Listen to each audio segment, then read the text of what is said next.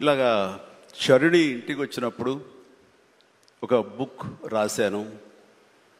అది మీరు ముఖ్యమంత్రి గారు ఇనాగ్రేట్ చేస్తే బాగుంటుంది, వెరీ పర్పస్ఫుల్ బుక్ అని అమ్మాయి చెప్పినప్పుడు చాలా అమేజ్ అయ్యాను నేను. ఆ బుక్ని క్లుప్తంగా నేను 4-5 పేజీలు చూసినప్పుడు నాకు ఎప్పటి నుంచో ఇలాంటి పర్సనాలిటీ డెవలప్మెంట్ మీద, అలాగే సీక్రెట్ అనే ఒక బుక్ ఉండేది. అది ఎన్నో దశాబ్దాలు, 2-3 దశాబ్దాల ముందే ఆ బుక్ నేను చూడటం నాకు జరిగింది, తటస్థపడింది. అప్పుడు ఇంకా ఇండియాలో రాలేదు ఆ బుక్, దాని ట్రాన్స్లేషన్ కానీ దాని వీడియో నేను చూడటం జరిగింది.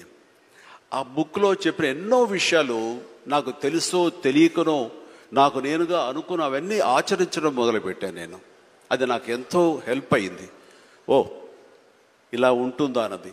సో తను అడిగిన ప్రశ్న కానీ ఇందాక గౌరవ ముఖ్యమంత్రి గారు చెప్తున్న దానికి మైండ్ సెట్ షిఫ్ట్ అనేది అత్యంత అవసరం. మనం ఒక గాడిన పడి అదే ధోరణిలో ఒక గానుగెద్దులాగా కష్టపడతాం. ప్రతి వాళ్ళు కష్టపడతారు.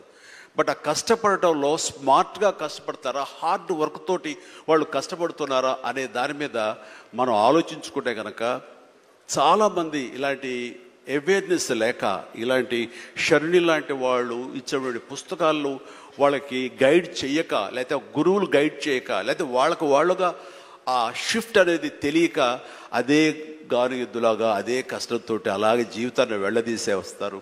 అట్లాగే ఏదో టైంలో రిటైర్డ్ అయిపోతారు, జీవితం చాలిస్తారు, ఇది చాలు ఈ జన్మకి ఇంతే అనుకుంటారు.